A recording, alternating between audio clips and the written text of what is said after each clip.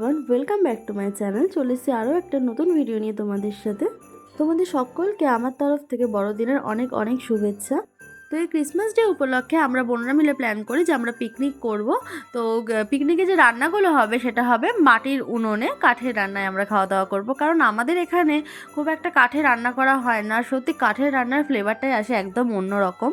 তো ওই কারণে আমরা উনুনের অ্যারেঞ্জ করি। আমাদের ঘরেরই সামনে কিছুটা ফাঁকা জায়গা ছিল, তো সেখানে মাটি কেটে উনুন করা হয় আর কিছু বাঁশ জোগাড় করা হয়, করে সেখানে আমরা সবাই মিলে রান্না করি। তো আমাদের প্রথমেই ছিল হচ্ছে কফি আর চিকেন পকোড়া। দেখতে পাচ্ছ মাসি আর দিদি মিলে পকোড়া ভাজছে। আর সত্যি কথা বলতে আমরা বোনরা মাসিরা যখন এক জায়গায় হই, আমাদের বাইরের আর কোনো লোকের প্রয়োজন পড়ে না। আমাদের নিজেদের মধ্যেই আমরা খুব মজা করে থাকি এবং আমাদের খুব তাড়াতাড়ি সময় কেটে যায় হাসি মজার মধ্যে। তো পকোড়া ভাজা হয়ে যাওয়ার পর আমার মেসো বসে যায় রান্নার জায়গায়, আর আমরা সবাই মিলে বলি যে আজ মেসো আমাদের জন্য রান্না করবে। তো তাই জন্য মেসো প্রথমে মাংস করবে বলে আলুটা ভেজে নিয়েছে, তারপরে একে একে ক্যাপসিকামগুলো ভেজে নিল এবং তারপরে মাংসটা কিন্তু পুরোটা মেসোই রান্না করেছে। আর সত্যি টেস্টটা কিন্তু অসাধারণ হয়েছে, কারণ আমার মেসো কিন্তু ভালোই রান্না করে।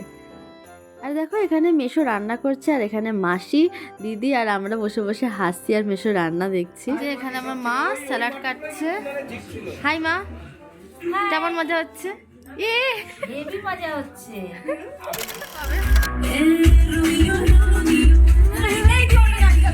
তো এখন আমাদের বাইরে রান্না বান্না চলছে আর এখানে আমরা এখন নাচ প্র্যাকটিস করছি, কারণ সামনেই আমাদের বিয়ে বাড়ি আসছে। তো সেখানে আমাদের ডান্স পারফরমেন্স রয়েছে।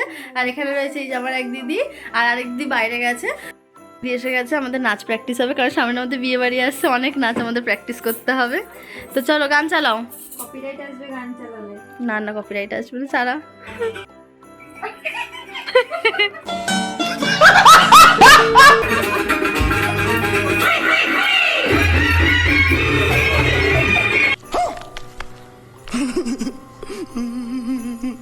তো ওদিকে আমাদের নাচানাচি আর ডান্স প্র্যাকটিস করতে করতে এদিকে মাসিদের ভাত রান্না করা কমপ্লিট। রিলসের প্রিপারেশন চলছে।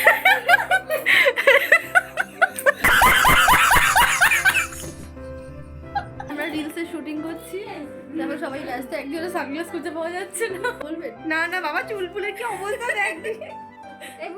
তো তারপর আমরা একটু হাসি মজা এবং রিলস কমপ্লিট করে খেতে বসে যাই, কারণ অনেকটাই রাত হয়ে গেছিলো। তারপরে আমাদের মেনুতে কী ছিল সেটা এবার তোমাদের সাথে শেয়ার করে ফেলি। আমাদের মেনুতে ছিল হচ্ছে ভাত, চিকেন কষা আর স্যালাড, শেষে ছিল চাটনি আর পাঁপড়।